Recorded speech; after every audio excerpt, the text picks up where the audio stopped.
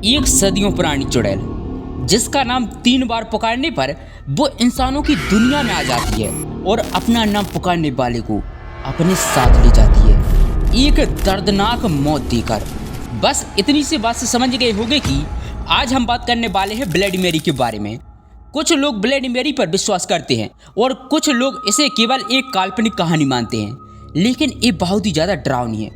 तो क्या सच में रात में 3 बार आईने के सामने ब्लडी मेरी नाम लेने से वो सामने आ जाती है? आखिर ये ब्लडी मेरी कौन है? तो आपको बता दें कि एक्चुअली में ब्लडी मेरी एक प्रिंसेस है। फिर उसके साथ कुछ ऐसा हो गया कि लोग उसे ब्लडी मेरी के नाम से जानने लगे। अब इस सवाल का जवाब जानने के लिए मैं आपको 16वीं शताब्दी में ले चलता हूँ, जहाँ के इतिहास के पन्नों में शायद हमें ब्लडी मेरी की निजी जिंदगी से जुड़ी कुछ जानकारियाँ मिल सके।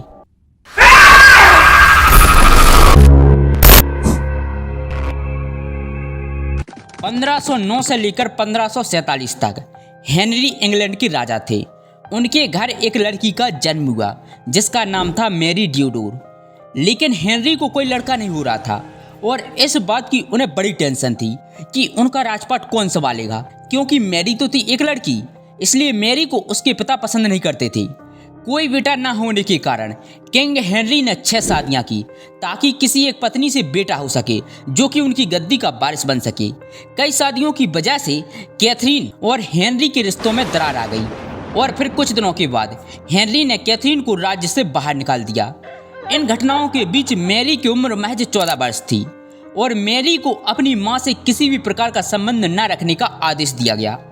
फिर हेनरी की जो न्यू रानी आई उसने मैरी को नाजायज करार दे दिया और उसे राजा के दरबार में ना जाने तक की अनुमति दी। मैरी को अपने बचपन में ही अपने पिता के कई दुष्कर्मों को देखना पड़ा, जिससे उसके ऊपर हमेशा ही दबाव रहता था। किंग हेनरी की पहली संतान होने के बावजूद मैरी को राज्य श्रेणी में अपनी हाफ सिस्टर एलिजाबेथ और हाफ ब्रदर एडवर्ड से नीचे रखा गया। इन सब घटनाओं की वजह से मैरी के दिलो दिमाग में एक बहुत ही बड़ी चोट आई थी जो कि शायद कभी ठीक नहीं हो सकती थी।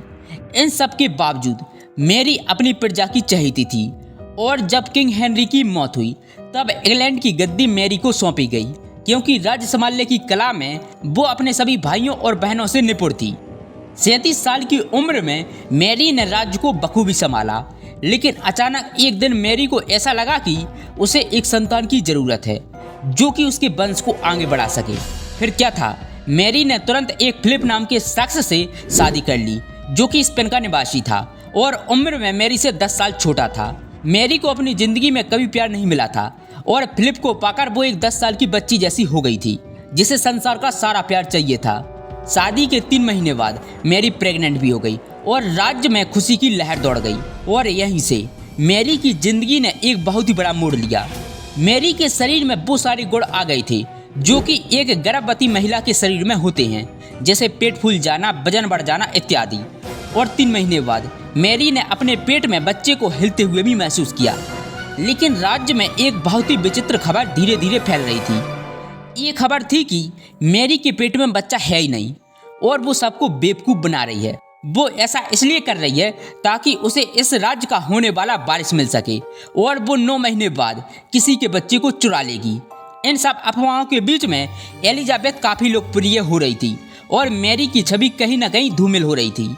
उन दिनों इंग्लैंड 2 कम्युनिटीज के बीच बटा हुआ था, एक थे कैथोलिक और एक थे प्रोटेस्टेंट, और इन दोनों कम्युनिटीज के बीच में अक्सर लड़ाइयाँ होती रहती थी। मैरी हमेशा से अपने देश में एकता देखना चाहती थी और सभी धर्मों के लोगों को एक छत के नीचे देखना चाहती थी। इसलिए उन्होंने 1554 में क्रिसमस के बाद एक एक्ट पास किया जिसके तहत हर एक इंसान को कैथोलिक ही होना पड़ेगा। जो लोग इस बात को नहीं मानेंगे उनको मैरियन प्रोसिक्यूशन एक्ट के तहत उसको जिंदा जला दिया जाएगा। इस एक्ट के कारण तकरीबन 240 मर्द और 60 औरतों को जिंदा जलाया गया और इन सब के लिए मैरी को दोषी ठहराया गया। हालांकि ये डिसीजन इंग्लैंड के एडवाइजर ने मैरी के साथ मिलकर लिया था, लेकिन मासूमों के खून का इल्जाम तो केवल मैरी के सर पर ही पड़ा। जलने वालों में एक औरत जिसका नाम पेरोटिन मेसी था, वो प्रेग्नेंट थी और लोगों का मानना था कि उसको अपनी प्रेगनेंसी के 9वें महीने में जलाया गया था, जो कि एक घोर अपराध था। इन सब के कारण आम जनता मैरी को एक निर्दयी औरत के रूप में देख रही थी और एलिजाबेथ उनकी ज़्यादा चहेती होती जा रही थी। अब अगर मैरी को कोई संतान आ जाती तभी शायद राज्य के लोगों का आक्रोश शांत होता और सब लोग गद्दी के नए वारिस को सराहने में लग जाते। शायद इसलिए मैरी ने जल्दबाजी में 9 मई को डिलीवरी का प्रयत्न किया, जो कि सही तारीख से लगभग 1 महीने पहले का समय था। इस प्रयत्न के बाद मैरी को कोई बच्चा नहीं हुआ और चिकित्सकों ने सलाह दी कि वो डिलीवरी की कोशिश वापस से करेंगे। वक्त आया और गया, लेकिन मैरी को कोई बच्चा नहीं हुआ। मई के बाद जून आया और उसके बाद जुलाई, लेकिन बच्चे का कोई अता पता ही नहीं था।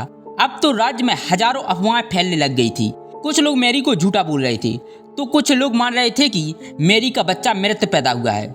जो लोग राज्य दरबार से जुड़े थे उन्होंने ध्यान दिया कि मैरी के पेट का आकार अब कम होता जा रहा है और वो वापस से सामान्य आकार में आ रहा था, मानो जैसे मैरी के पेट से बच्चा अपने आप ही गायब हो गया हो।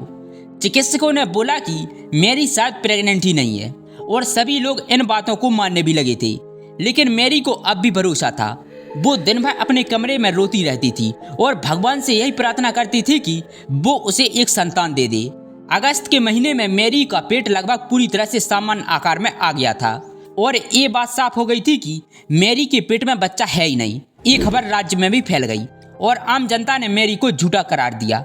इन घटनाओं के 2 साल बाद मैरी को वापस ऐसा लगने लगा कि वो प्रेग्नेंट हुई है और उसके शरीर में भी सारे बदलाव आए, लेकिन कोई भी उसकी बात को मानने को तैयार ही नहीं था। यहाँ तक कि मैरी के पति फिलिप को भी मैरी की बातों पर बिल्कुल भी भरोसा नहीं था और वो इंग्लैंड छोड़कर दूर चले गए थे, जहाँ से वो मैरी को मिलने कभी कभार ही आया करते थे। मैरी को वापस से बच्चा नहीं हुआ और वो पूरी तरह से टूट गई। इस घटना के अगले साल ही मैरी की मृत्यु कैंसर से हो गई। मैरी की उम्र सिर्फ 42 साल थी। इसके बाद एलिजाबेथ ने गद्दी संभाली और बाकी तो इतिहास गवाह है। एलिजाबेथ बहुत ही प्रचलित हुई और मैरी को सभी लोग भूल गए। कई लोगों की हत्या का जिम्मेदार होने के कारण मैरी को ब्लडी मैरी भी पुकारने लगे और अफवाहें फैलने लगी कि आईने के सामने बुलाने पर वो एक बच्चे को हाथ में लेकर आती है। अब यहाँ पर सबसे बड़ा सवाल ये है कि आखिर मैरी का बच्चा पेट से गायब कैसे हो सकता है। असल में मेडिकल टर्म्स में ये एक सूडोमोनासिस का केस है, जिसे हम फॉल्स प्रेगनेंसी भी कहते हैं। इस बीमारी में औरत को ऐसा लगता है कि वो प्रेग्नेंट हो चुकी है और उसके शरीर में वो सारे बदलाव भी आ जाते हैं जो एक गर्भवती महिला में होते हैं। हार्मोन्स बदलते हैं, लेकिन कुछ महीनों के बाद वापस से शरीर सामान्य आकार में आ जाता है। आज के ज़माने में एक इस 22,000 औरतों में से किसी एक के साथ हो जाता है और ये एक तरह की बीमारी है जिसके बारे में लोगों को 16वीं शताब्दी में तो बिल्कुल भी पता नहीं था। तो अब बात आती है कि देर रात में कैंडल लाइट में आईने के सामने बुलाने पर मैरी की आत्मा प्रकट हो जाती है। इसका सीधा साधा जवाब है, ऐसा कुछ भी बिल्कुल नहीं होता। ये सिर्फ एक अफवाह है जो 16वीं शताब्दी से चली आ रही है। इसका मतलब ये नहीं कि आप इसे ट्राई करें, नहीं, आप इन सब से दूर ही रहें। गाइस, अगर वीडियो अच्छी लगी तो वीडियो को लाइक और चैनल को सब्सक्राइब जरूर करें।